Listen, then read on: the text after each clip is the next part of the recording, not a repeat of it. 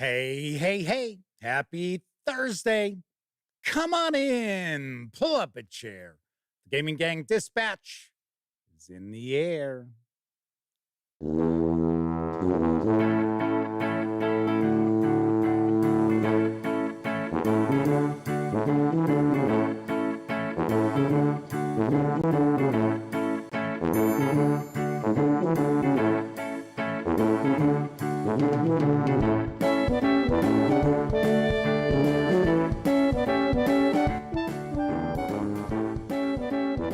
Howdy, gang, and welcome once again to the Duct Tape Studios.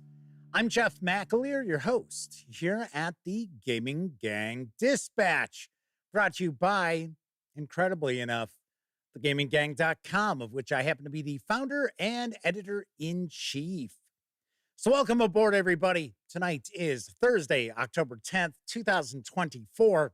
This is live stream 1111. 1111. Yes, it's a binary show. If you're not overly familiar with this show, let me point out, super casual. Just hanging out, talking about the latest in tabletop gaming news. And then I'll usually pontificate about something related to our hobby, which tonight's a little bit different. Tonight, I am going to be very upfront and talk about the future of the Gaming Gang, both the website as well as the channel here on YouTube. So we are going to discuss, that will be after the news, of course. It means do your worst or best, and I will try to be sure to respond. Now, there are some things that fly by in chat I miss, but that's just how it's gonna be. All right, so we're gonna jump right on into the news. No, I'm joking. Let's see who we have in chat here. First out of the gate is our good friend, the Madman.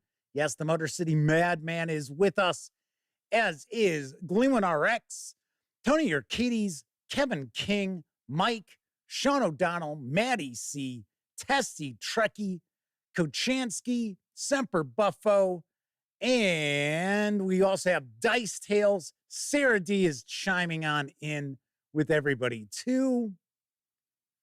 So looks as if people are getting some buffering issues. I will tell you right now, it is not on my end. It is a YouTube problem. We had some issues yesterday. Not really with the stream, but I had some issues with YouTube. A couple of times it was like, oh, can't find the website. And my internet, which we already know, good old Comcast or Xfinity or whatever the hell they want to call themselves, goes down multiple times a day for, anywhere from 30 seconds to about 3-4 minutes or whatever. But it wasn't that. So there is an issue going on with YouTube, and I would not be shocked if YouTube's having some issues with denial of service attacks. That'd be my guess, because it seems as if hackers are off and running the past few days. They got into Internet Archive. We'll talk a little bit about that before we get into tonight's topic, because there's something I wanted to mention about that. But hopefully kind of straightens out. A lot of times if you just clear your cache, refresh your browser, normally that seems like that solves a problem. I don't know. I don't know. But yeah, I just took a peek. We have 0 drop frames. So if it's on my end, it will normally show, okay, well, you're dropping some frames here. You're losing some packets, which doesn't happen very often. And if it does happen, it's not, usually very noticeable, if noticeable at all. But sorry. No, I'm joking.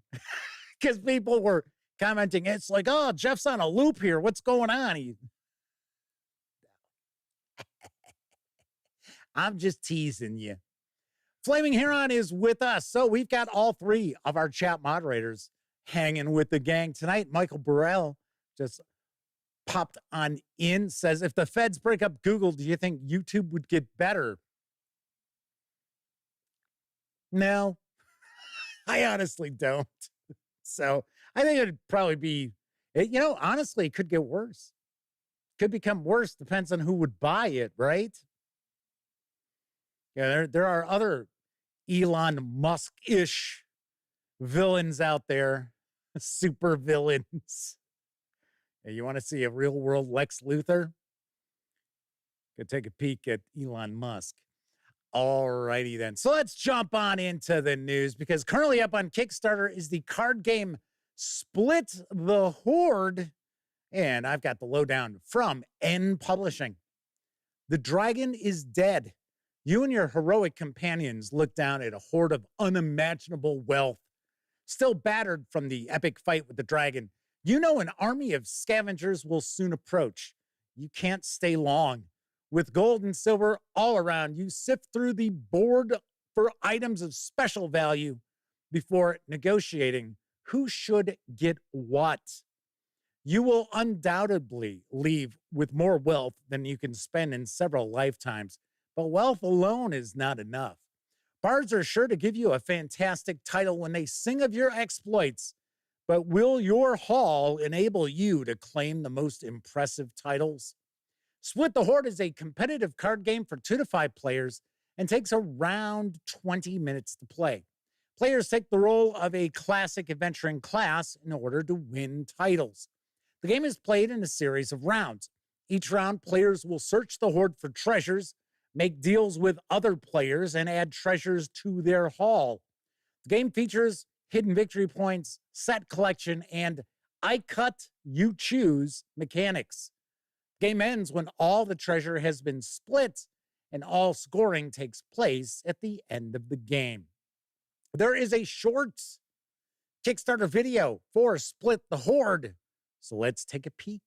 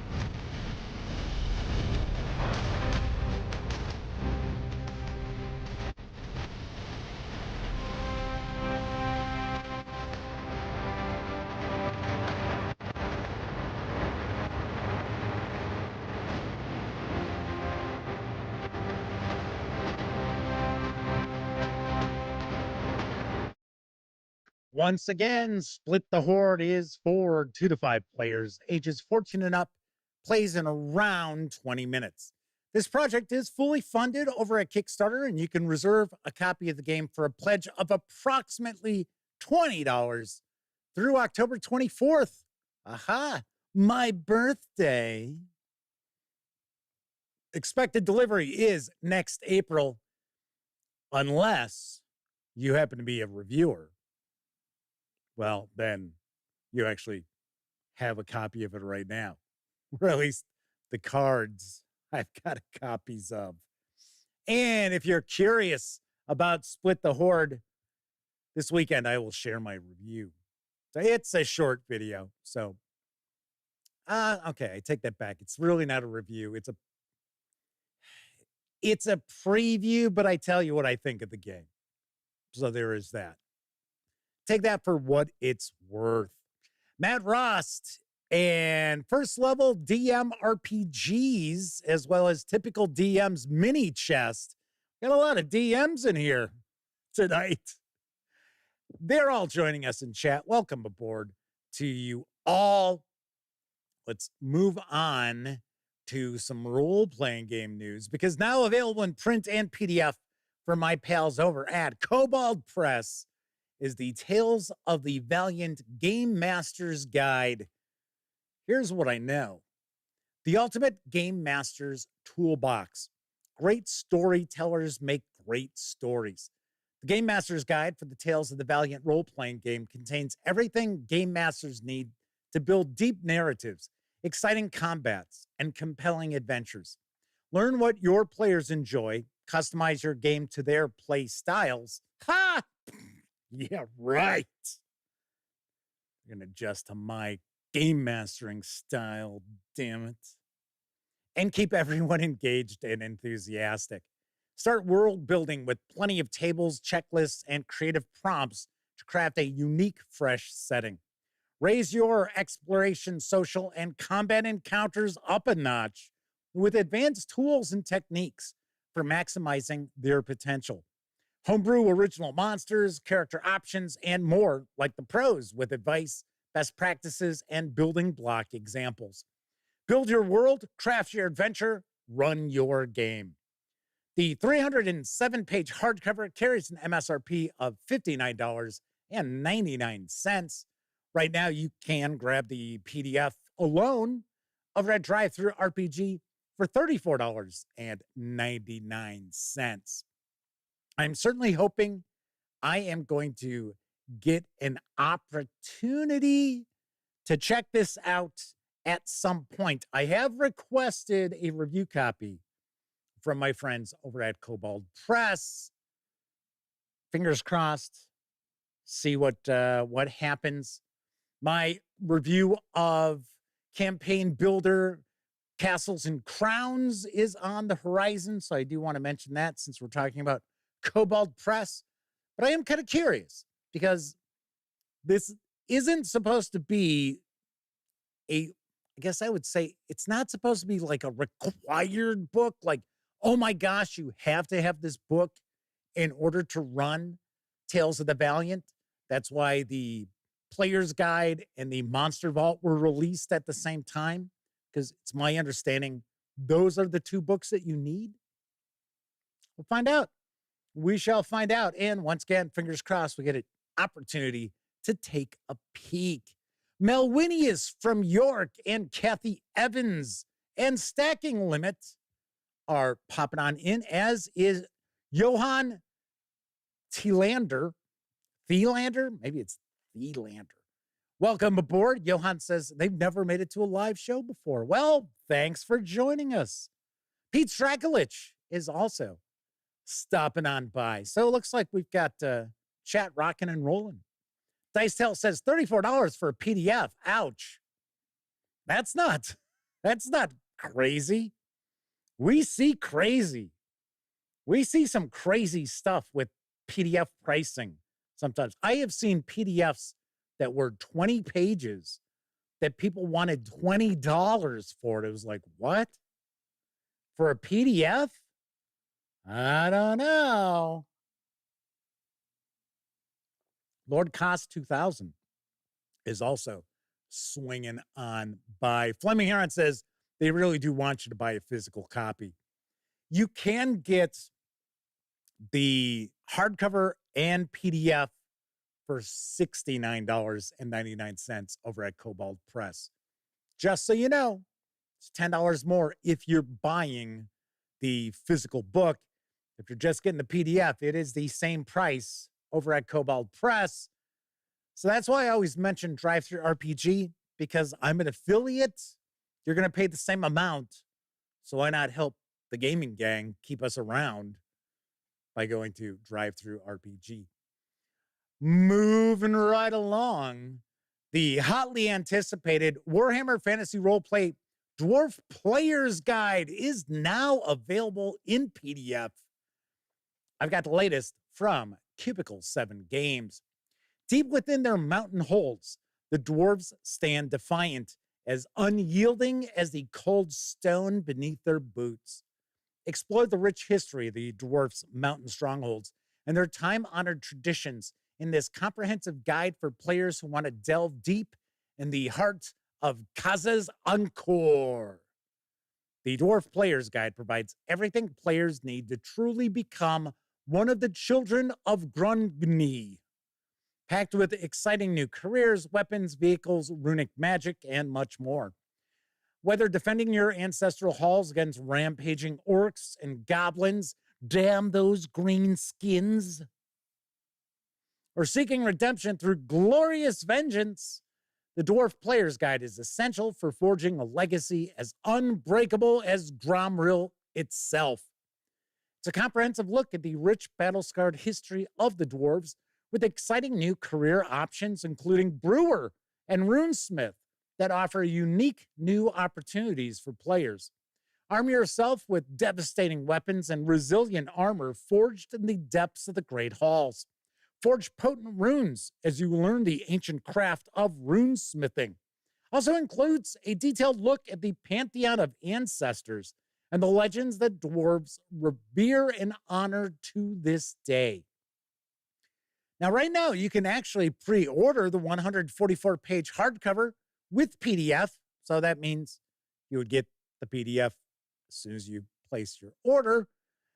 And you can do that for an MSRP of $39.99, or just score the PDF right now over at DriveThruRPG for $19.99. The physical book is expected to ship in the second quarter of 2025. And of course, if you are familiar with how Cubicle 7 Games tends to do things now, you tend to find the PDF will come out 6 to sometimes even 8 months before the physical book comes out. And the reason behind that is because that way they can catch any errors, fix them before the files go off to the printer. And I know some folks out there complain about that.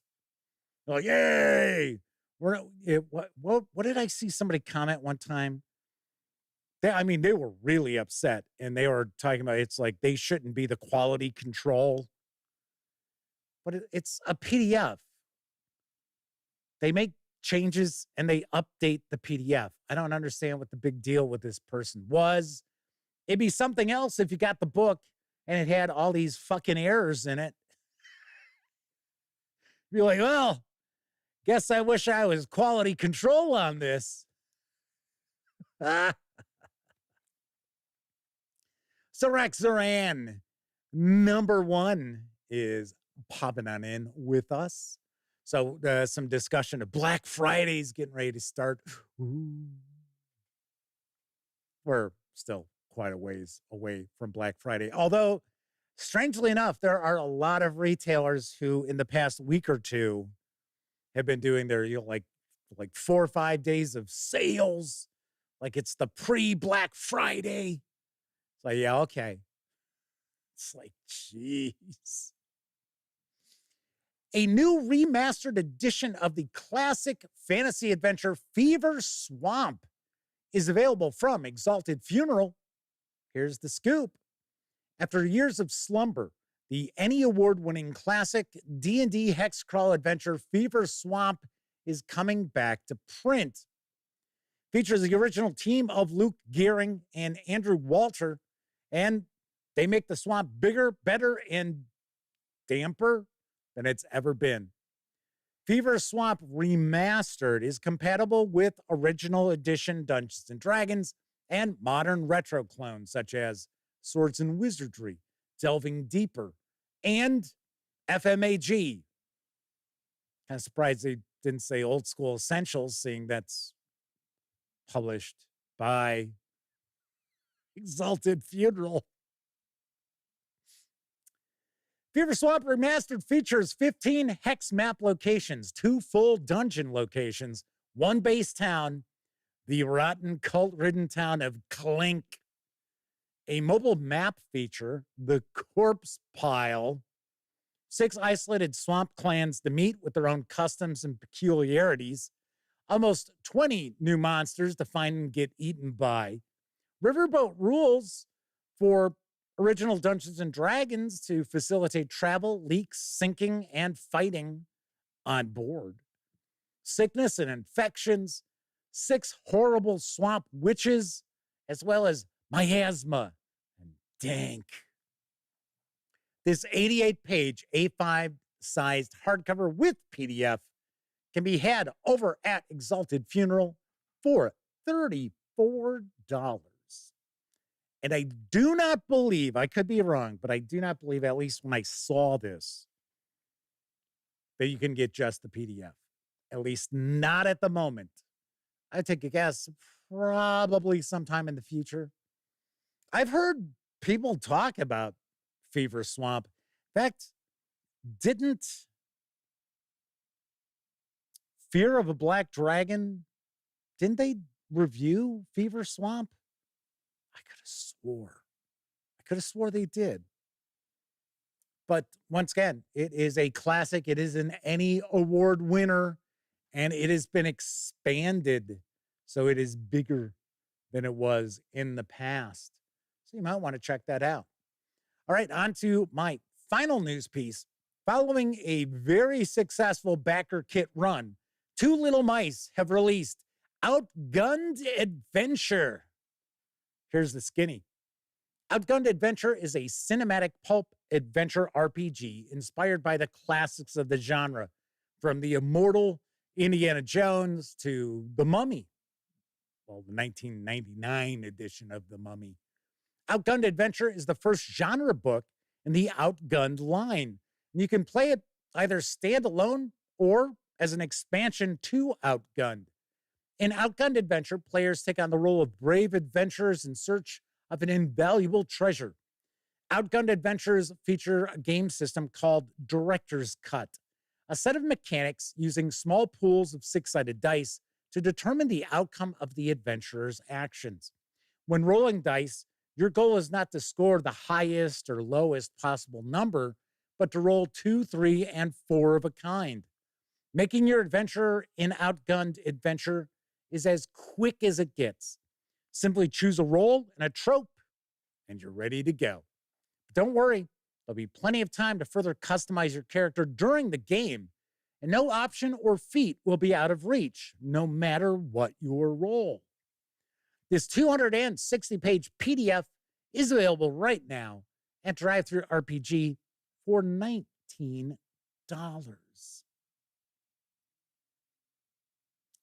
I shared news piece about this when this was up for crowdfunding. It caught my eye then. I thought it looked pretty good. And it's now out in PDF, so I'm going to share the news again. You know, strangely enough, I went over to twolittlemice.net and took a leak. Yeah, I took a leak. I took a leak all over the website. Take that. I took a look to see how much the physical book is. And it said, oh, you can pre-order over at Backer Kit. I went over to Backer Kit, followed their link, and it said, oh, sorry. This project is over. Can't do anything. And I was looking, I'm like, okay, so where's the pre-order? I don't know. I do not know. I like the art style. The art style is pretty cool. Johan is popping on out, seeing it's 2:30 in the morning where they're located. Thank you very much for stopping on in. And thank you very much for the kind words. First Level DM says they played Outgunned at a convention. They had a great time. Flaming Heron said they backed this. Got the Fall of Atlantis PDF the other day. That was going to be my next news piece next week. Because, yes, I saw that their first adventure is out also. So I was going to share that as a news piece. So some discussion about Catalyst Game Labs. My gosh, what have they done now? Someone else just mentioned that Broken Compass is back with Two Little Mice. Nice. Very cool. That's kind of strange, though. Seeing that they've got Outgunned and isn't Broken Compass very similar? I don't know. I thought the reason why they did Outgunned was because they no longer had Broken Compass. I have no idea. I don't know. Shanbot V42 says, I'm with you on waiting to get a physical copy, but I don't know where to get one as well. Yeah, it's kind of bizarre. I would have thought maybe because the PDF came out, maybe that meant that the physical books were out, or you could do a pre-order. Because some publishers will wait until the book is coming out and they'll release the PDF. Or sometimes like Chaosium Inc. now, they're now releasing the PDF on the day the book comes out. And I think one of the reasons why they're doing that is to avoid pirates. So that way, they figure, hey, it's pretty impossible to stop pirates from stripping whatever DRM is in the file. So stop releasing this stuff 2 weeks before the book comes out. Makes sense to me. And then other companies, they won't release the PDF until the book has been out for quite some time. I'm trying to remember, isn't it Pelgrane Press that normally their book comes out and they won't do a PDF for 6 months, maybe? W. Forge says, Cool Mini or Not had Broken Compass, but it reverted back to Two Little Mice. All right. Very nice. Very cool. Tessie Trekkie says they've officially said that Outgunned is Broken Compass 2nd edition. All right. So I guess that would mean that probably won't see anything for Broken Compass from here on out. I don't know. Matthew Constantine's popping on in, just saying howdy. Said they're finishing up their final packing for a move this weekend. Well, all the best with your move. So that's the news for tonight. Of course, I was just talking about Drive-Thru RPG. Don't forget, the Gaming Gang, thus the Dispatch, is affiliated with the One Bookshelf sites. So if you are going to visit Drive-Thru RPG, Storytellers Vault, Dungeon Masters Guild, Wargame Vault, what have you, please stop by thegaminggang.com first. Click on one of our banners. That way, if you happen to make a purchase, I get 5% of that sale. And all those nickels, dimes, and quarters really do add up to help keep thegaminggang.com around. Also, if you happen to like this video, if you like the video, if you dig the channel, if you find thegaminggang.com to be a valuable resource, hell, if you just like what we do, you can always stop on by paypal.me/thegaminggang to make a small donation. Hell, you can buy me a 2-liter bottle of soda.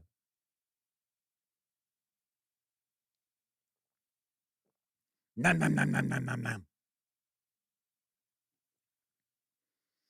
And there are some folks out there who swing on by paypal.me/thegaminggang and make not small donations, such as friends of the show, the Madman, Daniel Webb, Roger Perdome, Gustavo Carvalho, Cassiopeia Nebula, and Testy Trekkie, as well as Agile Monk.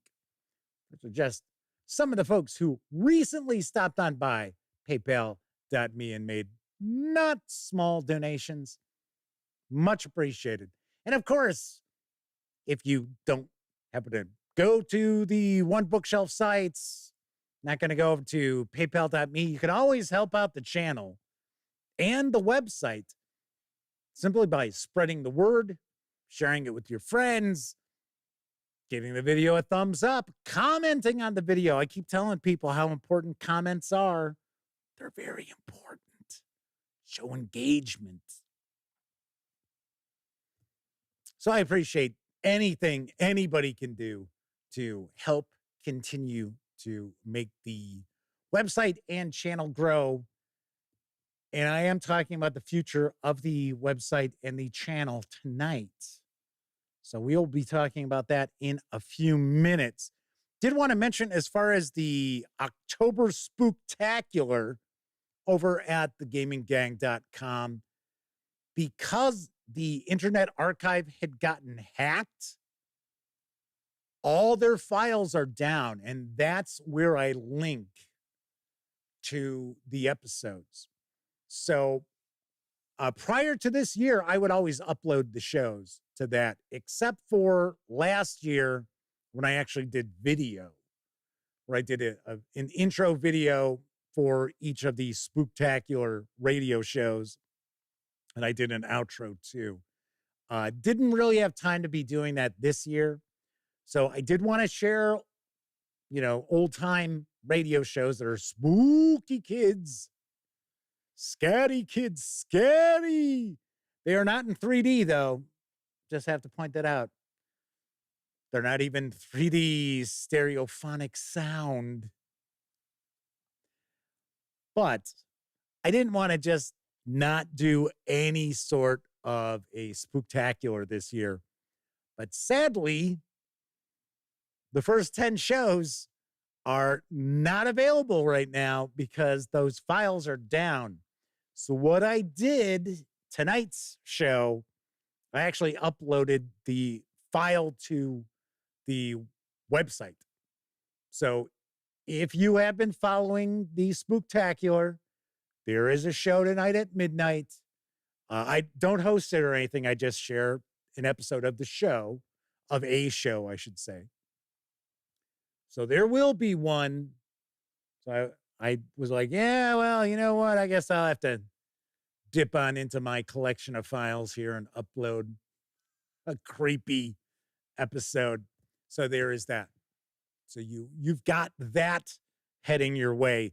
But if you have been like checking out the Spooktacular this year, or maybe listening to some of the episodes from past years, because I try not to really repeat shows too much. I mean, there's some that I have, like War of the Worlds, The Hitchhiker, starring Orson Welles, one of my absolute favorites, have been shared, 2-3 times on the Spooktaculars.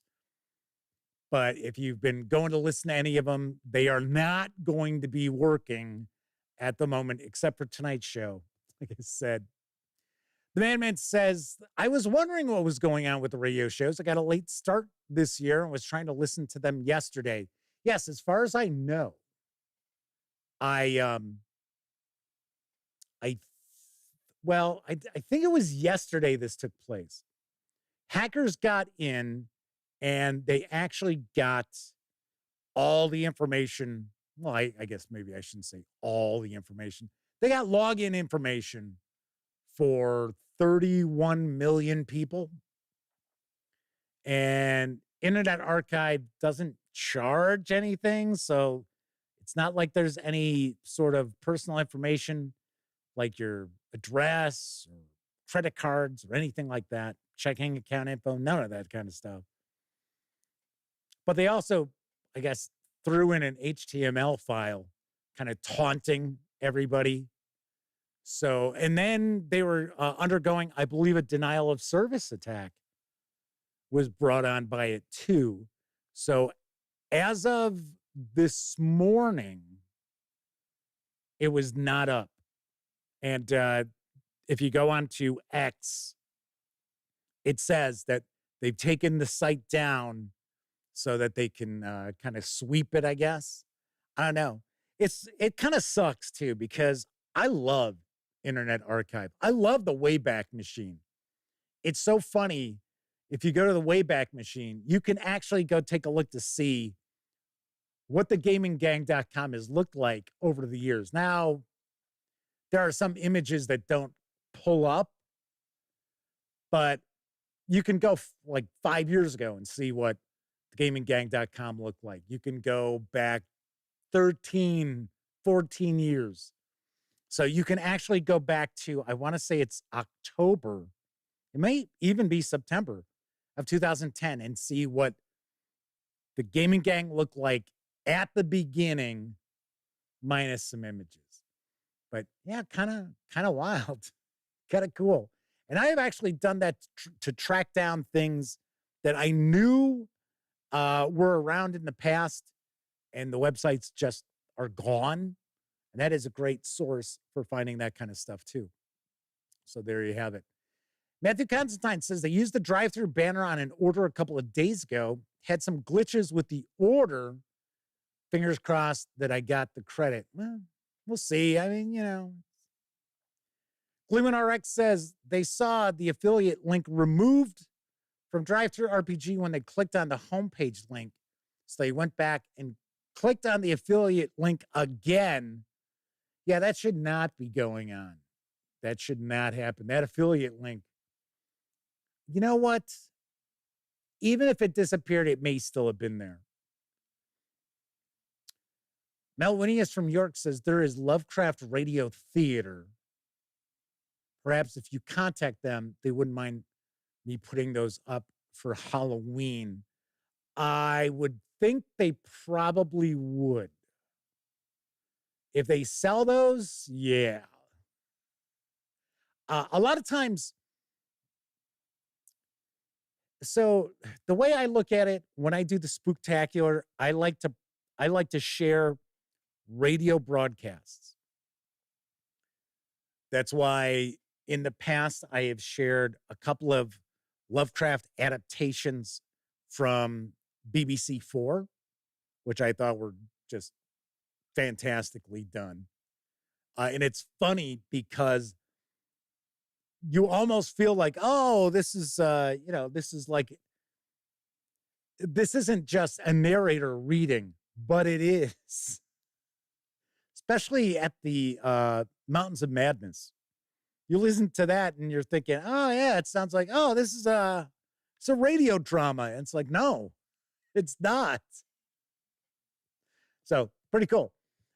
Anyway, but yes, as long as the Internet Archive is going to be down, and I don't know how long it'll be down, I will continue to upload episodes so that we don't skip a beat. But I'm not going to go back and start re-uploading stuff for what's out there already. Melvinius from York says, yeah, they're selling them.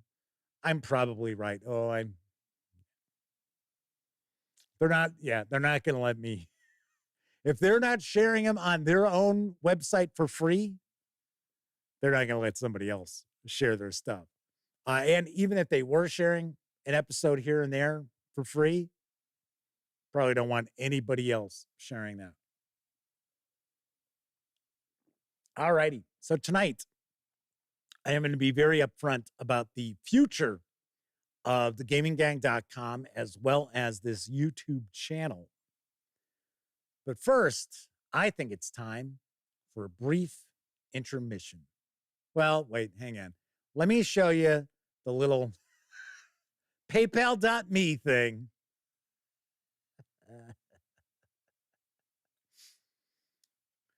So Gleeman RX said, to clarify, they meant the affiliate ID argument was in the URL. Yes. But clicking on the homepage removed it. The link on the Gaming Gang website was not the issue. No, it wouldn't be. But you do have to keep in mind that when you go to Drive-Thru RPG, you get a cookie on your computer. And that cookie lasts 7 days. So that's why I'm saying it's possible, even though it disappeared from the homepage, it may still have been on your computer. I don't know. I don't know. It's weird. Drive-Thru RPG can be kind of hit or miss, especially lately after they did their redesign of the website. So, I don't know. Yeah, I don't know. All right, anyway, it's time for a brief intermission. It's intermission time, folks.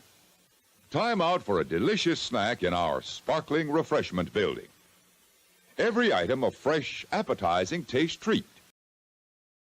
Popcorn, candy,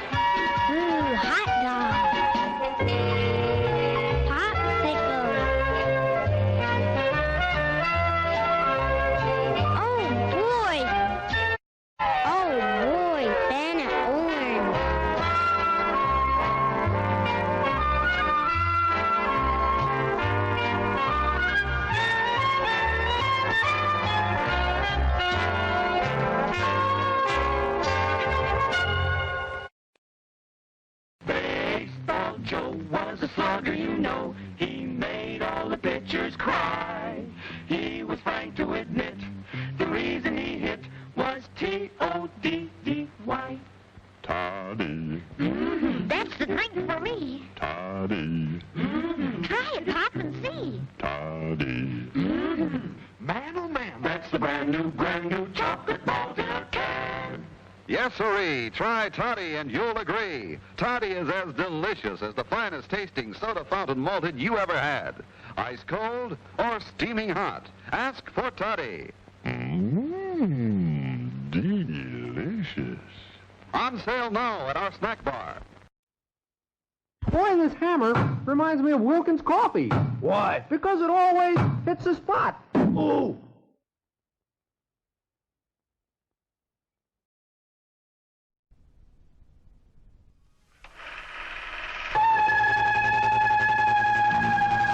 First came the night, then came the dawn. Now comes the most eagerly awaited day in horror film history. George A. Romero's Day of the Dead. We've been punished by the Creator. He visited a curse. Hello? Is anyone there? For the few remaining, their only hope of survival is to find a cure. You're wasting time trying to define what's happening. But the odds are against them. We're in the minority now. Something like 400,000 to 1 by my calculations. And so is Captain Rhodes. Anybody else have any questions about the way things are going to run around here from now on? Their one chance is Bub. It's working on instinct. A deep, dark, primordial instinct. But their time is running out. They can be fooled, don't you see? They can be tricked into being good little girls and boys. The same way we were tricked into it on the promise of some reward to come. But when the tricks wouldn't work, They're learning. They're actually learning. their world fell apart. Let him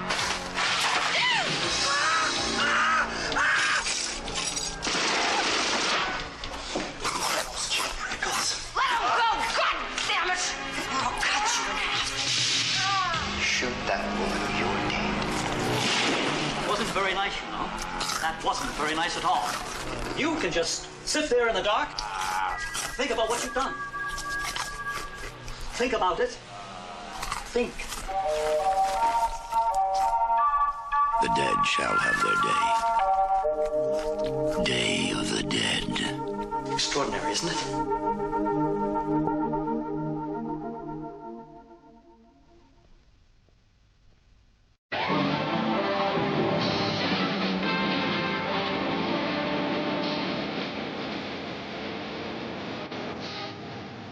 It's showtime, folks. Enjoy the show.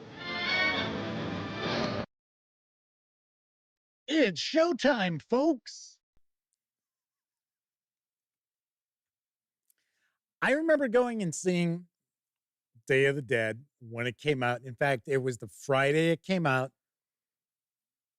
Elliot Miller, my best friend, and I'm trying to remember if anyone else was with us. Maybe. Possibly. And we're watching it. We're like,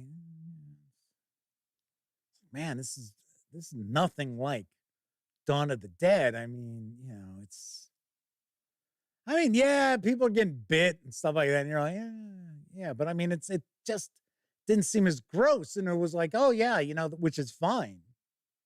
I mean, it wasn't just like complete gross out. And then if you've seen the film that, I don't know, what is he? Like a captain or something? I think he's a captain who's a little off his rocker. They're all pretty much off their rockers. And there's a scene at the end where he buys the farm. And it was like, oh my God.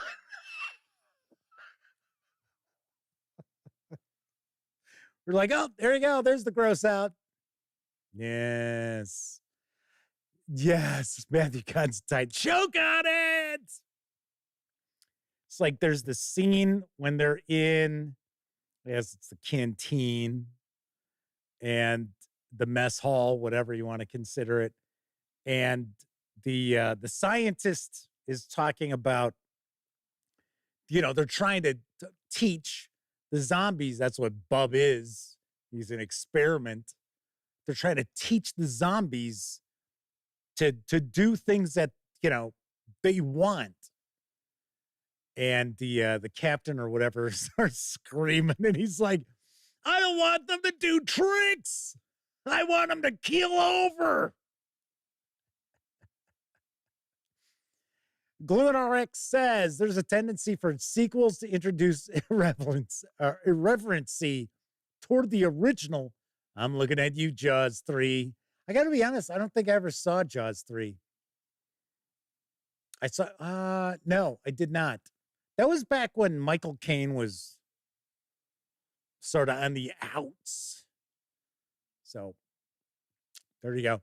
All right. So tonight I wanted to talk about what the future holds for the gaming gang, both the website as well as the channel.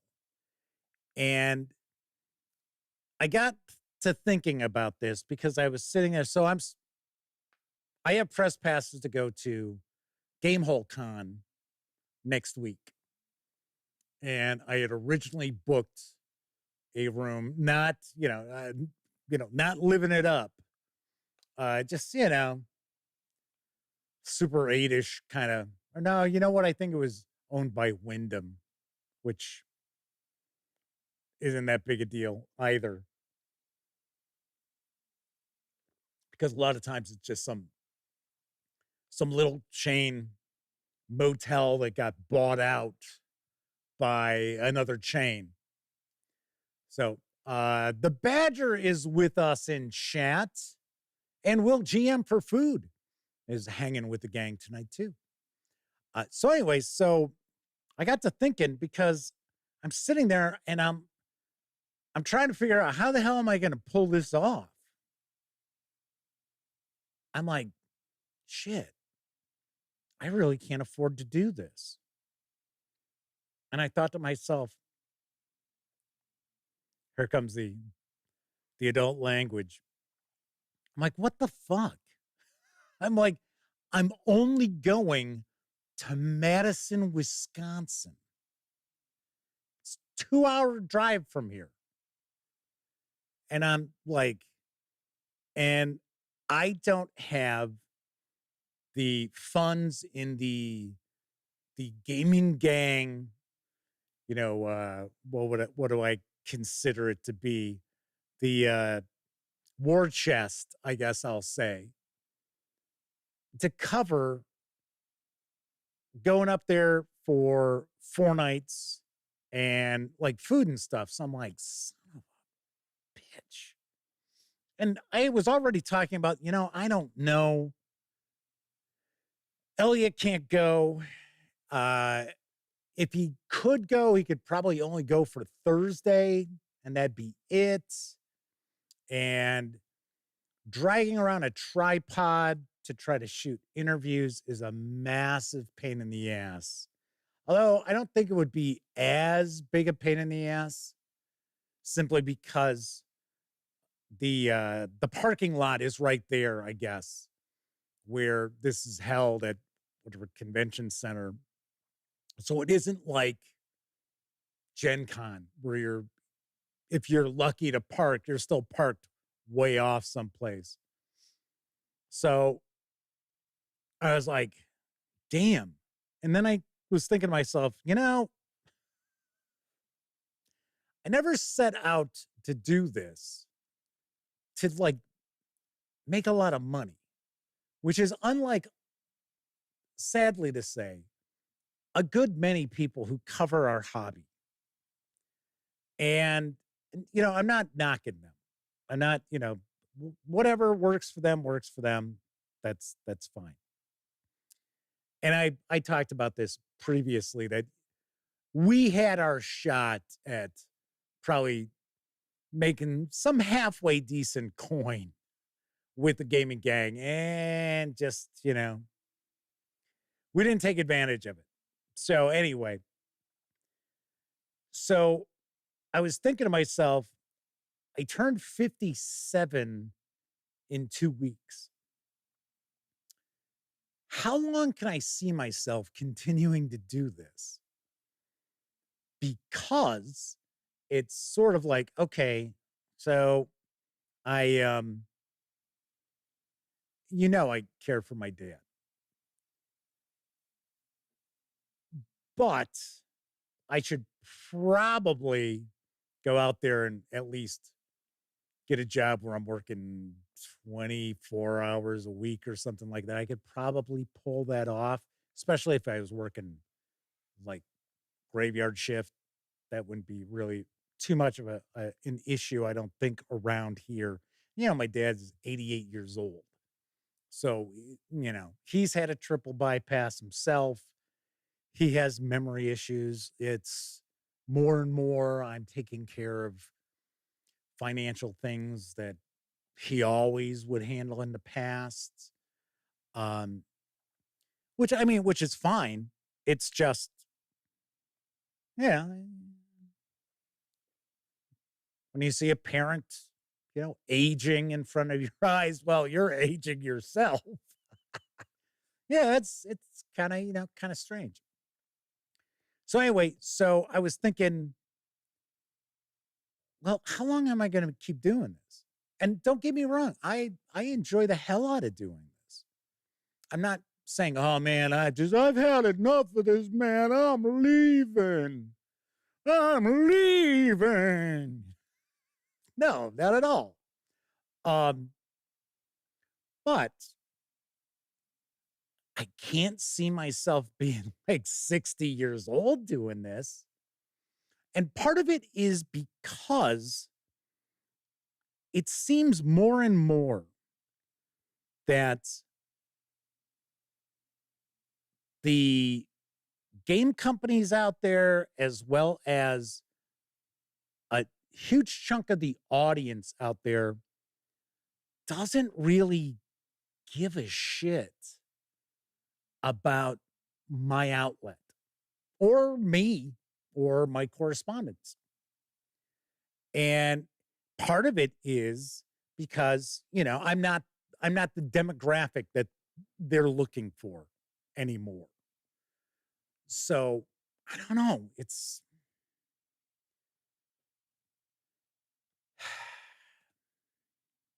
a conundrum, I guess I shall say.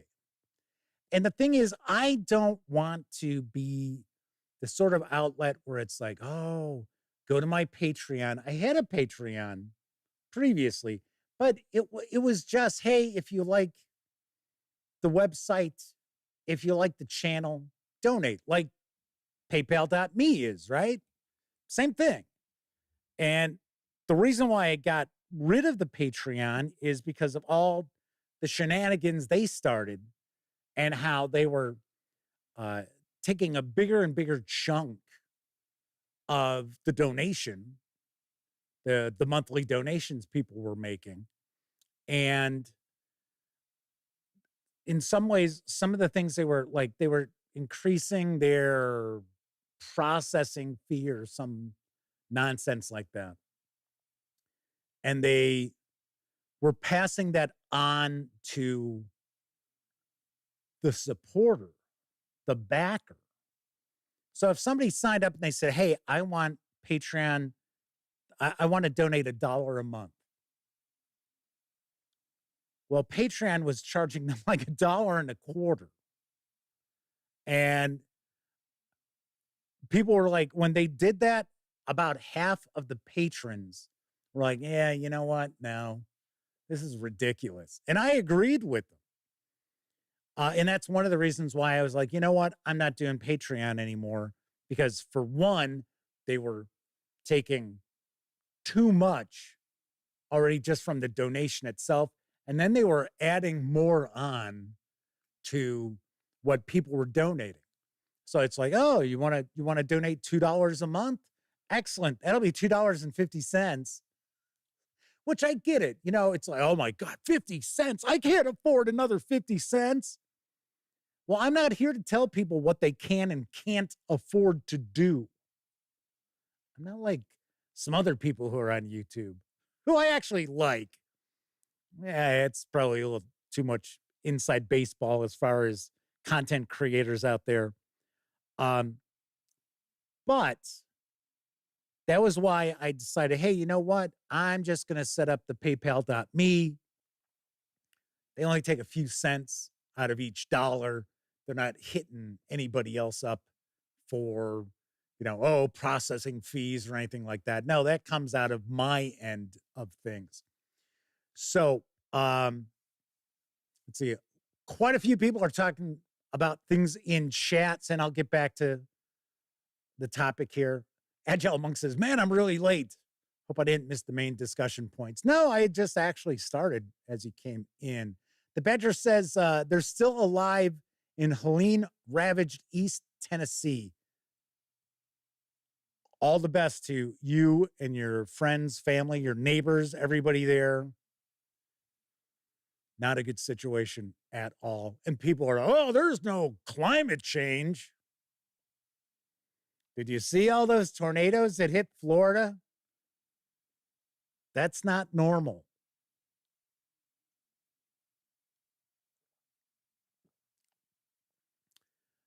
Let's see. Bear Beard is popping on and says, I'm looking good for 56. Thank you. Flaming Heron says, you're a spring chicken. What are you talking about? I mean, I feel fine. It's not a health thing.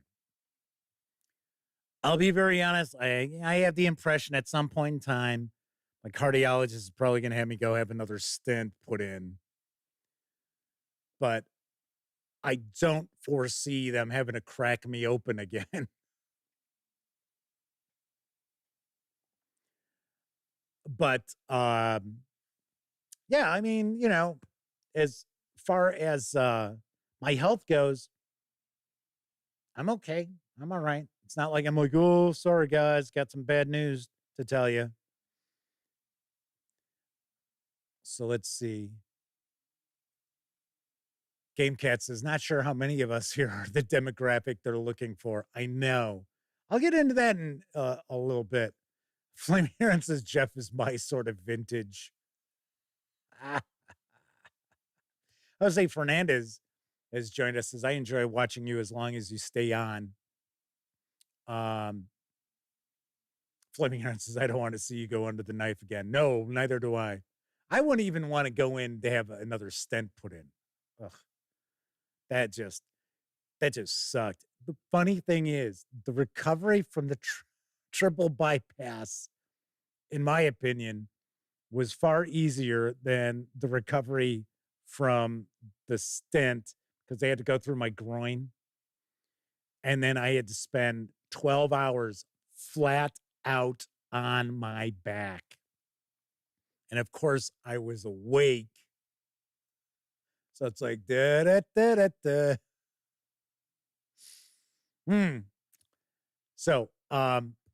So anyway, so part of it is, do I want to be, the guy sitting there, so I remember when Call of Cthulhu first came out.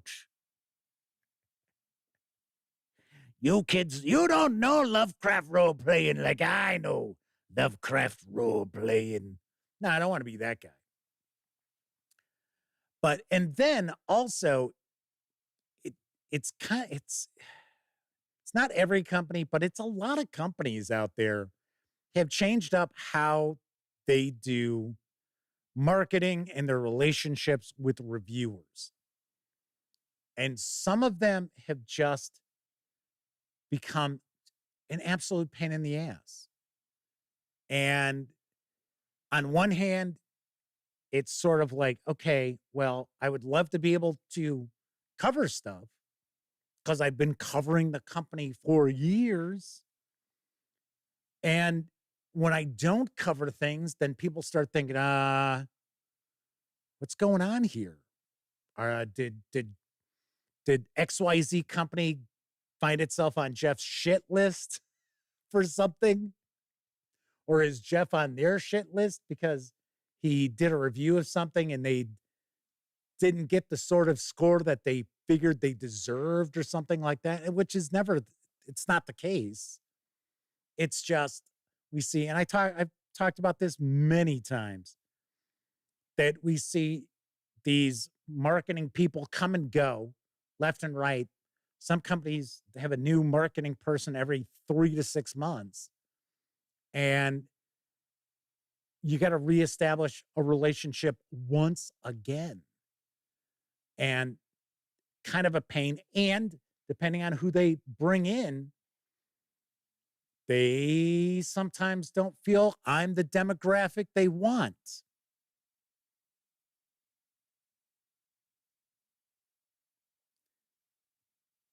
So we've got that. And then, most people, the vast majority of people that I deal with doing the live streams and sharing videos and things like that, they're fantastic. I mean, folks hanging out in chat, thank you very kindly. I really do appreciate it. But then, you get some of these people who it's kind of like, really? Really? I had somebody on, I think it was Board Game Geek, comment on a video from 3 or 4 years ago. And it was a game that I had actually I had done an unboxing of, and the game itself was crappy, so I didn't do a review, which was not a problem with the company. That was not, they were fine with the coverage that they got. But it was a Western game, and 2 of the characters that came with it was a board game, were named after 2 of the characters from The Good, the Bad, and the Ugly. Well, I have not seen The Good, the Bad, and the Ugly in probably 35 years, maybe. Because I never was a huge fan of it. Strangely enough, because I've talked spaghetti westerns and things like that, I was never much for the Sergio Leone spaghetti westerns. I liked the spaghetti westerns that had a little more humor in them, a little more kind of slapsticky, sort of like, what is it? My Name is, I forget. More movies I haven't seen in 30 years, but I always liked those better. So I just went through I guess I just was reading the names off of the cards for the cowboys and cowgals. And their comment was, so-and-so and so-and-so, really? You don't recognize Good, Bad, and the Ugly?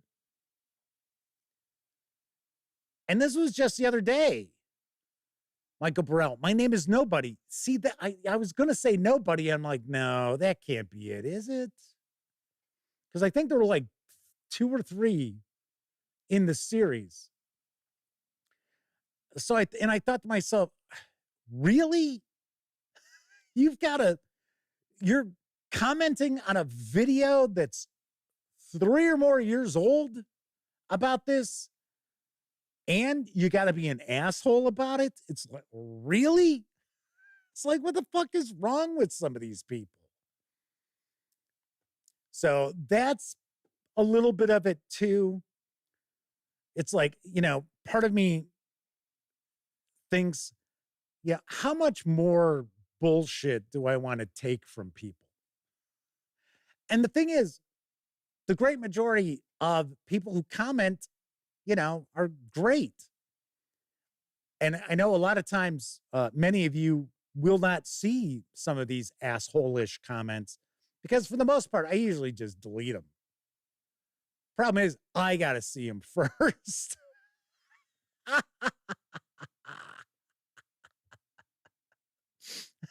It's like, and a lot of, I used to actually respond a little bit more than I do now, because now it's like, whatever, go stick your dick in a blender, whatever. I don't care. Delete. Off the Shelf Board Game Reviews is with us. So the sad truth is companies just want hype machines. There are quite a few channels who are basically cut and pasting their reviews. This thing is awesome. Every game is awesome. Oh yeah, we talk about that. We talk about that all the time. And that's been around for a long time. I can say this now because they're no longer an outlet. They haven't been an outlet for years. But when the Gaming Gang got started, and once again, I'm not trying to knock people too hard. I was going to say I'm not trying to knock people, but I guess I am going to knock an outlet that was around.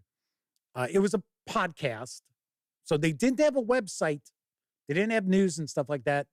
The Gaming Gang was really the first to do that. We were the first to have a podcast and a website that had news and reviews and things like that.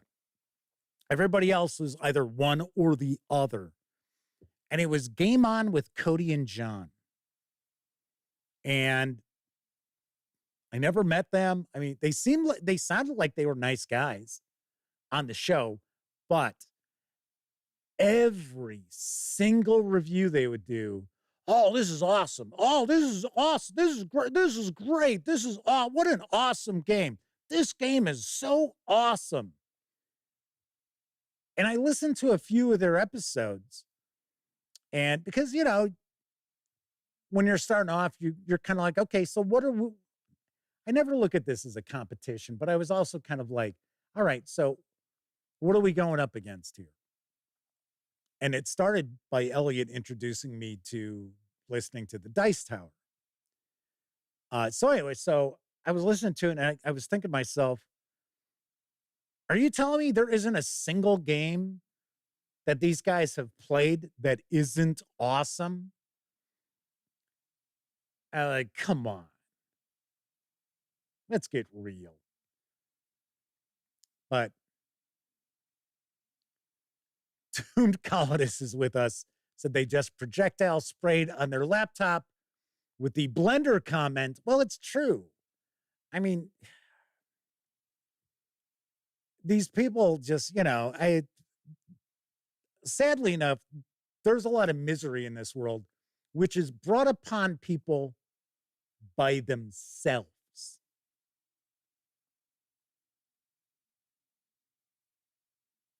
And it's like, I'm gonna.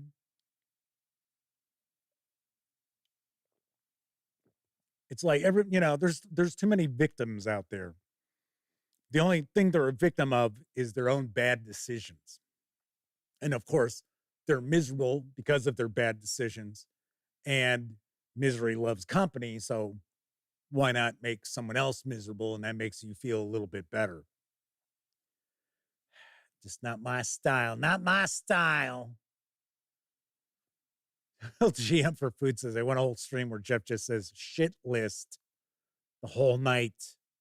Well, if you tuned in a little earlier, I guess beginning of the show, I was in a bit of a loop.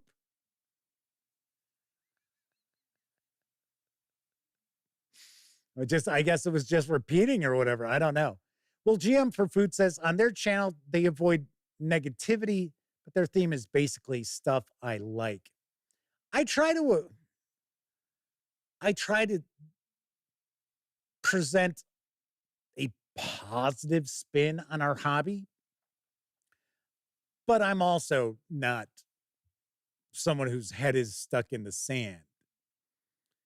But, this isn't an outlet and never has been an outlet, which, was always just complaining about Wizards of the Coast this, Wizards of the Coast that, Chaosium Inc. this, Chaosium Inc. that. No, that's just not my style. Now, if there's something going on like the open game license fiasco, hell yeah, I'm going to talk about it. I'm not going to ignore it. I'm going to talk about it. So,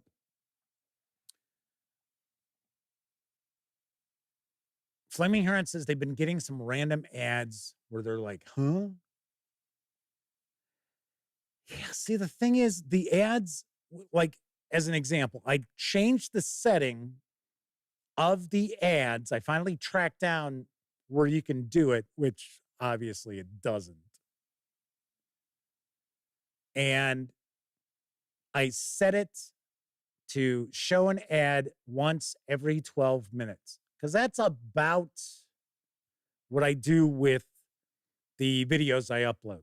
About every 12, 13 minutes or so, there's an ad. And then, of course, when I got to the video from last night's show this morning, when I was finally able to do anything with it, like add the end screen and stuff, not a single ad. It's like, okay. And then if I had the other setting, then it was an ad every, no joke, 3 or 4 minutes. I had to go in there deleting all these ads out. I'm like, what is this? Is insane. So I don't know. I don't know. Albert Stebbins is with us. I believe it might be a first-time visit in chat. Says, reviewers work for the consumer. Sadly, it's hard to generate an income being true to oneself. See, and that's the thing, too. I agree with you. My boss is you guys, although you don't get to tell me what to do. Because it's not that great being my boss, is it? But yes, I agree. My responsibility is to the audience, the visitor, the viewer. That's it. I also am not here to take food out of somebody else's mouth. No, that I am not one of these reviewers. And you know, because you've seen them, where they get a boner because they're like ripping on something and they're just having a blast doing it.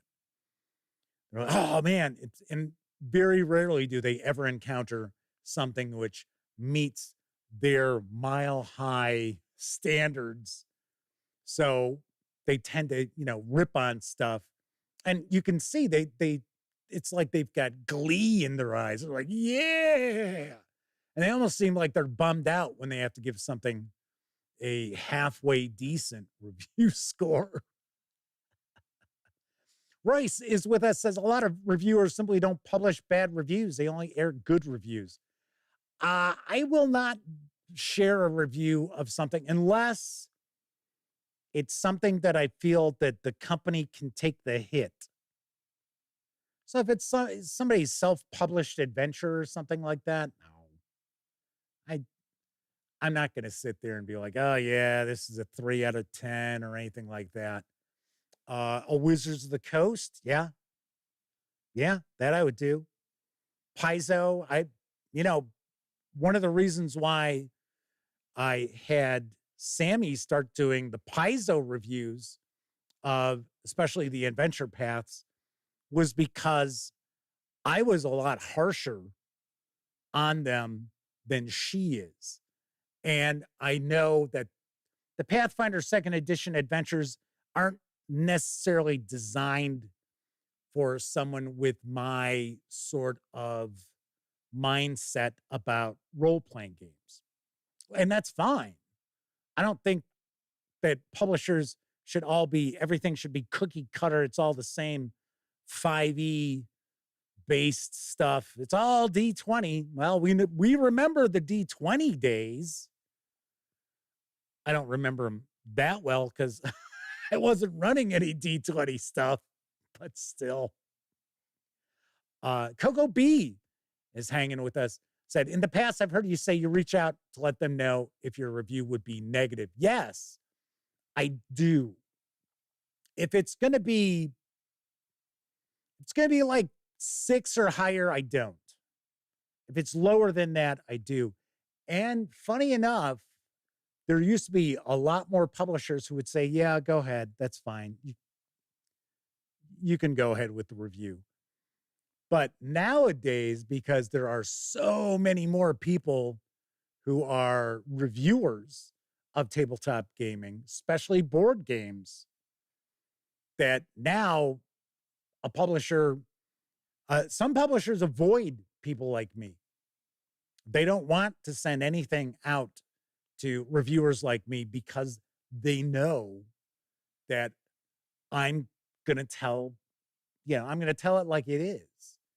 And they, publishers know when they've dropped a clunker. They know it. Not to pick on my friends over at Chaosium Inc., but they know the Order of the Stone is not top shelf Call of Cthulhu content. They know it. It's one of the reasons why you couldn't pre-order it until it came out. It's one of the reasons why reviewers had an embargo on it up until the day it released. And that's usually a clue. When there's an embargo on something and that embargo is release day, that usually kind of lets you know, the publisher's got concerns with this. Same thing, it's the same exact thing as a movie. When you'll hear reviewers talk about, real reviewers, not just some nitwit who is on Rotten Tomatoes. Yeah, mymoviereview.com says. I don't give a shit what mymoviereview.com says. Where's the critic from the New York Times, LA Times, Chicago Tribune? How about I'd like to see their reviews, not Joe Blow's movie reviews. But same thing. I don't think you hear about it as much now as you used to, but you used to hear the major critics when they would share a review, they would tell their audience, oh, hey, I wasn't able to actually get an advanced screening of this until last night. And the movie was coming out the next day, right? Because they knew it was going to be, it's a stinker. It's not going to be good. So we certainly don't want to give anybody like the heads up about it. So Albert says, is there value in a poor review that goes into detail about the things that docked points, things that if addressed would lead to a much better follow-on product? There should be.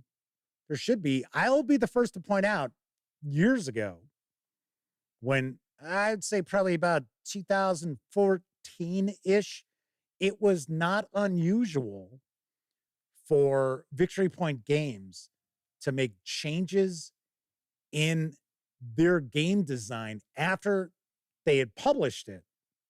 Because remember, at that point in time, Victory Point Games releases were more along the lines of desktop published stuff. They printed their own stuff. So it was not unusual to have them change things based upon our reviews. That I don't think that exists much anymore. Pete Strackley says, you're more than fair, Jeff. You're considerate, respectful, and professional. I guess. I don't know. I'm not, I'm just doing me. It's about all I can do. I used to be a big fan of the late Leo Biscaglia. That's going back a while. And one thing that has always stuck with me was if you're an apple, be the best apple you can possibly be. Don't try to be a banana, because the best you'll ever be is a second-rate banana. Words along those lines. Doom Colonist says, Jeff's my go-to guy for an honest review. I found his stuff invaluable. Well, thank you. Mr. Kiko is with us. Says, if they're looking for a review, I search on this channel. Well, very nice. Thank you. And I believe it's Mr. Kiko's, hopefully I'm pronouncing that correctly, first-time visit here on the channel, on the show. Not on the channel. He just said, I look for reviews on your channel, but you've never been here before.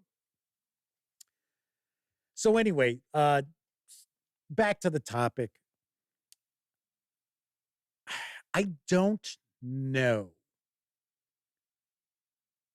how much longer I can continue to do live streams. Just because one of the things too is, funny enough, the channel has grown. It's weird because it's like we grow a bump and then that's it. That's where we get. That's where we hang out. It's like, okay, yeah, okay, so we've got this level, and then it's just stagnant. And then, there you go. Get up, a little bit more. And then we just sit there. But like, I hardly get advertisers on the website anymore, which is weird because we pull in huge amounts of traffic. So I hardly get any advertisers. We've had some sponsors lately, which was kind of cool on the show, right? So we had Roll for Combat, and prior to that, we also had, now I'm going to zone out on them because I'm mad at them. It's like, hey, you guys asked me for a pull quote for your Kickstarter, and I reviewed your previous release, and I didn't use either one of them. I was like, okay.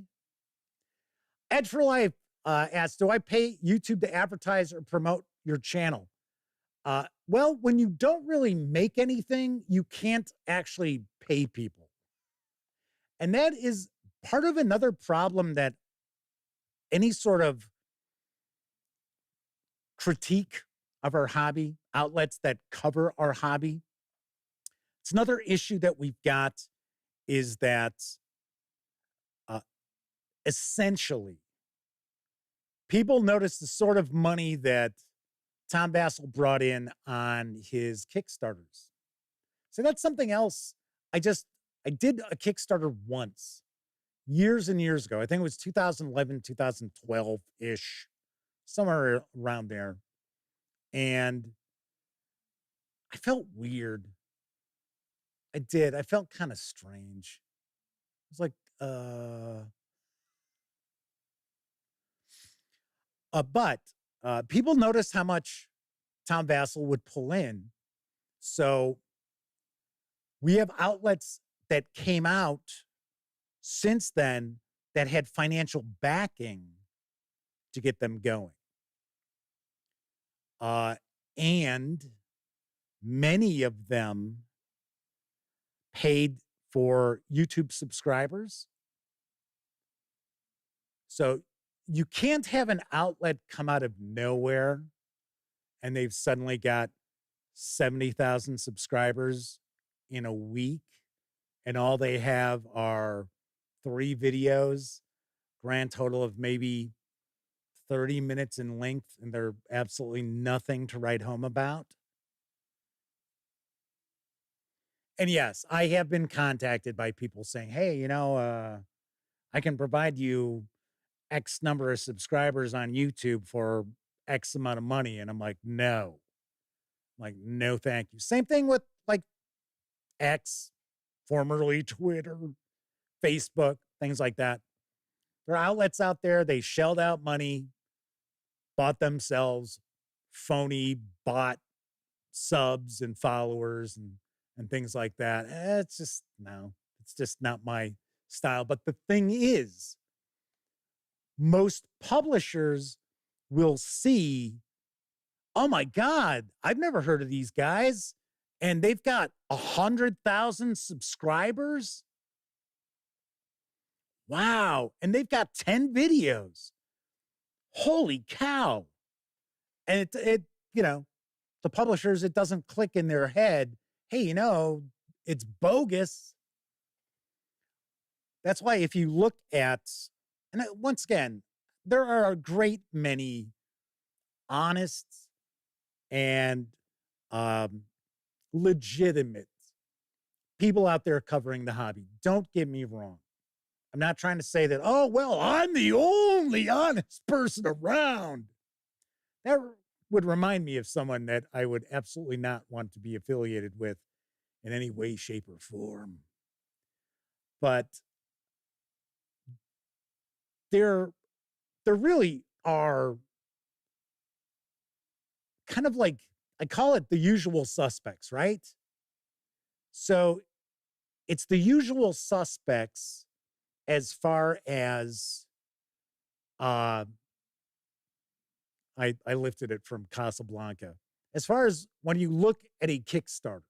So if you look at a board game Kickstarter, you will see the same people all the time who are the featured reviewers of the Kickstarter, and there's 5 to 10 that you'll see all the time. Always. So the thing is, it's very difficult for someone, and I mean, I do Kickstarter previews because I refuse to call it a review because it's not what's going to be in the hands of the consumer. It's not the exact thing that's going to be in the hands of the consumer.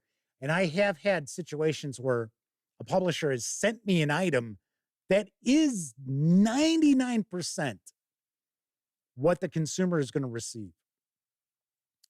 And I still just call it a preview as opposed to calling it a review because I just don't feel right saying, hey, this is a review of XYZ because it's, many times the components that are in the box that's been sent to me aren't anywhere close to what you're going to get. But you tend to see the same usual suspects and then publishers are looking, okay, well, I got a Kickstarter coming out. Let me take a look. Or maybe I backed this Kickstarter. Let me take a look again to see who. And it's just the same exact people. And I have to laugh because there are some outlets that have multiple correspondents that you can tell what the big wig in charge of that outlet thinks of that game based on who covers it. So Off the Shelf Board Game says that's because they're paid reviewers. Yes, they are. And if I receive payment on a Kickstarter video, which I do, I don't do Kickstarter videos for free. I let you know about it right up front within the first minute of the video. So,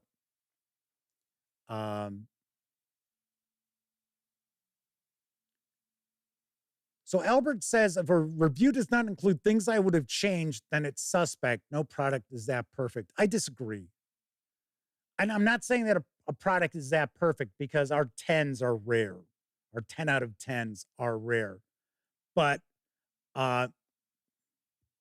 sitting there talking about, as a reviewer, talking about things you would have changed. Now, I'll talk about things that, I didn't really care for this, or I really like this, or if I were going to run this adventure, I would probably do it this way. But I don't say I would change this because then who am I? I'm not a game designer. So to me, just personally, I would think I would come off as an asshole. I probably come across as a bit of an asshole anyway, which I don't really have a problem with. But if I were like, well, I would change this. I would change this. I don't know why they included this. So I'm giving this a 7 out of 10 because it's all right. I'd be like, I don't know. That's just me. That's just me. Flaming Heron says 10 has to be rare because it's not even something that's without fault. It's just something that really stands out. There have been some games that I gave a 10 out of 10 that, I had quibbles with, but they were super minor. So anyway, so Edge for Life says they can confirm they paid YouTube $100 to promote their podcast account. They got 60 subscribers for the month that they paid, but all 60 are weird fake bot accounts. So just think of it. If the 60 that you bought essentially from YouTube are weird bots, how weird body are the ones that some shady outside company is going to provide you with? And I have to say, we pull in way more than 60 new subscribers a month. We usually pull on average about, depending on what got covered that month, about 200 new subs. I mean, that's fine, you know. Anyway, but Jose Fernandez asks, hey, this isn't an Ask Me Anything. What kind of bullshit is this? Have I ever gotten into Warhammer 40K? Years ago. And I leaned more towards Epic. But at that point in time, I was also into 15 millimeter American Civil War miniatures. So I think the 6 millimeter Epic size kind of carried over to, I like the big battles and things like that. I did buy and paint Warhammer 40K stuff. We're probably talking maybe 3rd edition. Certainly not any newer than that. I liked it. I thought it was cool. I thought it was fine. I don't understand the weird fascination that it has for some people, other than maybe it appeals to their fascist undertones. I think the fiction is cool and stuff like that. I think it's gotten weirder as far as a community than it was before. So Pete Drakulich says, I rate my book, reads as a 7 is awesome, 8 is inspired, life changed, 9 brought me to tears, 10 equals all the above. In my, like, the way I do it, 7 is really good, 8 is great, 9 is just exceptional. I forget what the exact term is I've got. And 10 is, if not revolutionary, at least phenomenal. So, Clement RX says, if Jeff's taking AMA questions, I'm not, but I will answer this. How did I develop a college level reading ability in my preteen years? Because I read a lot. And I did not have parents who policed what I could and could not read, which I believe is an issue with some folks when they're small kids, and it's like, oh, you can, oh, well, this is age appropriate for you, so this is all. I mean, it's not like I was 9 years old reading like Lady Chatterley's Lover or anything like that, but I was like 11 reading Ghost Story by Peter Straub, and there were some sexy parts to that. But it was just because I read a lot. So I would watch some TV, and of course I'd go play and stuff like that. But if I had downtime, I'd be reading. So like Stephen King has mentioned that, if he's standing in a line somewhere, he has a book that he's reading. If he's in line at the bank or something, he's reading a book until it's his turn. And I was like that too. I would always have something to read with me. We would go on vacation. We would go in the spring. We'd also go in summer. So spring, we usually went down to Florida because I had an uncle down in Boca Raton. And then summer, we'd usually go out either to Vegas or we'd go to California with a stop in Vegas because my mom and my grandmother enjoyed Las Vegas. I like Vegas too. Not as much as my mom and my grandmother did. Or I should say my mom does and my grandmother did. And I would always have a book. And I know a lot of people get sick trying to read in a car. And I kid you not, I'm not like trying to toot my own horn or anything, but I would actually have a bunch of books that started the trip. And while we were on the trip, I would be like buying paperbacks at like a 7-Eleven or Stuckey's or whatever, because I had already finished reading the books I had with. So Albert Stebbins says, reading is an intellectual superpower. I agree. Sean O'Donnell says their Kindle app says they may have a problem. Absolutely nothing wrong. And, you know, nowadays, sadly, and this is going to be my last thing we're going to wrap up, because I think you got the idea. As far as the future of the gaming gang, I'm not necessarily going anywhere. Well, I'm going to go up to Game Hole Con for a couple of days next month or next week. Not next month. I'm not going any place, but there's probably going to be some fluctuation. Things will probably change in some respect. Anyway. What was I? Oh, okay. So I was going to say, sadly, these days, there are people out there who essentially are afraid of knowledge, intelligent thought, those who pursue things to boost your intelligence or your knowledge, things like that. And it's really sad. I mean, I get it. You know, it used to be, and I try not to get political, although I will say, if you're here in the United States, I really do hope you have registered to vote. I'm not telling you who to vote for, but you do need to vote. But it used to be when people would talk about, oh, the elites. The elites were the hoity-toity East Coast rich and things like that. That was all the elites. Now you have a certain group of people who think, well, if you've got a college education, you're an elite. Or if you enjoy reading, you're an elite. It's like, seriously, if you don't sit and park your ass in front of the television in your downtime, you're an elite. I don't know. Cistern says, love the discussion, but don't know if you actually told us if you're joining the rest of us at Game Hole. You can do it. I am going to go. I'm only going to go for a couple of days.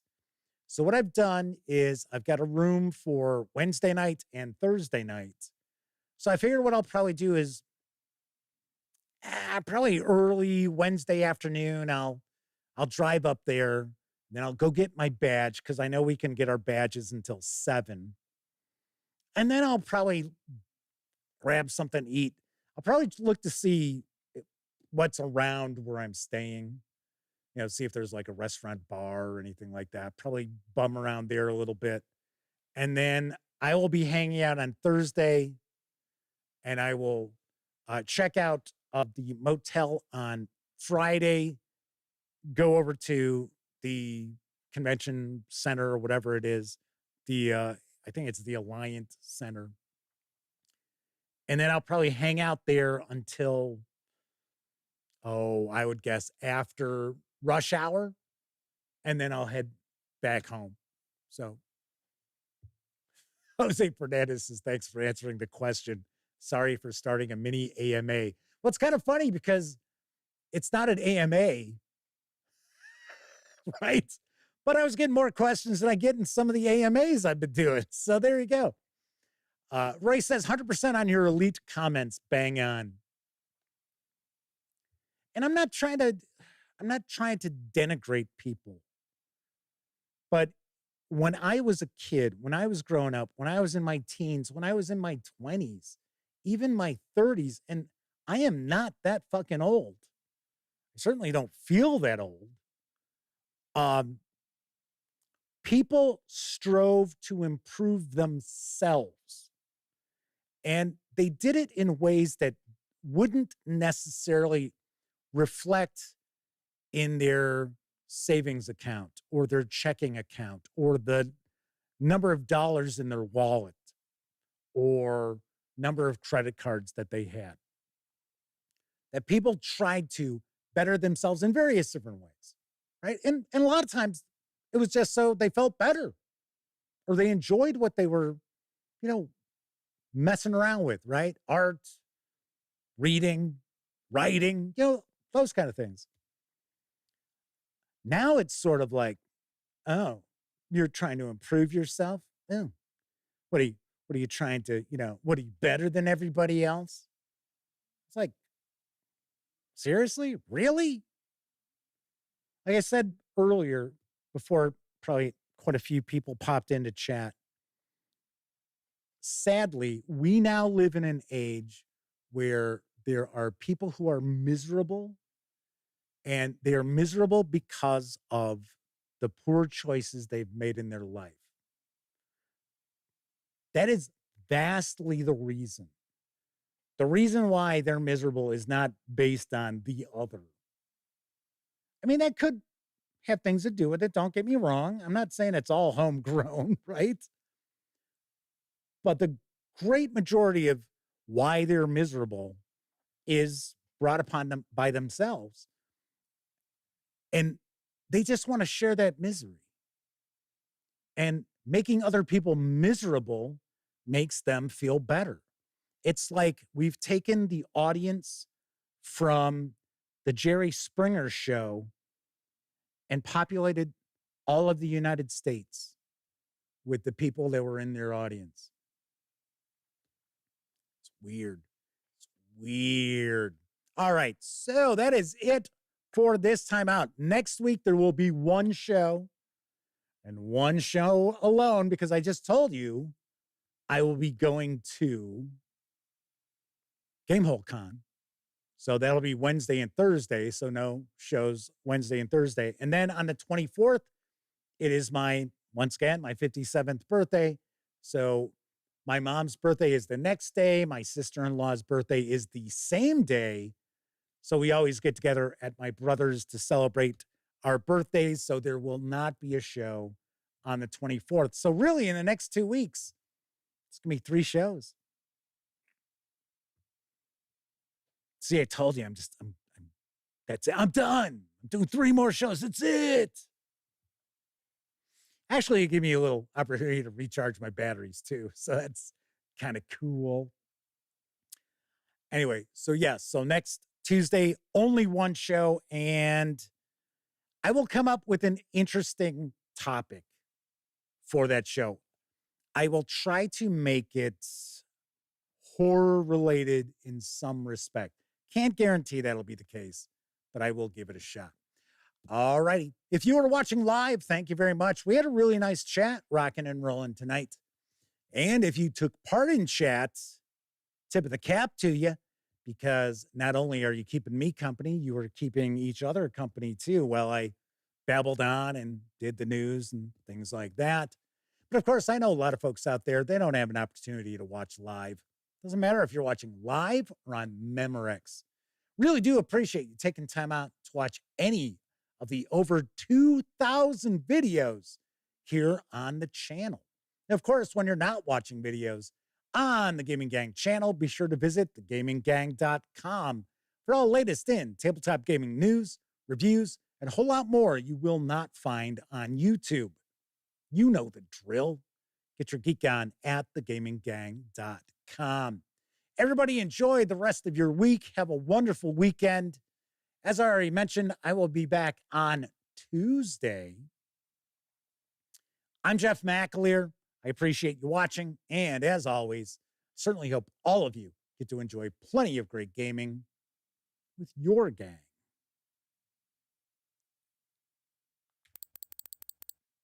Yeah, I forgot to hit that, didn't I?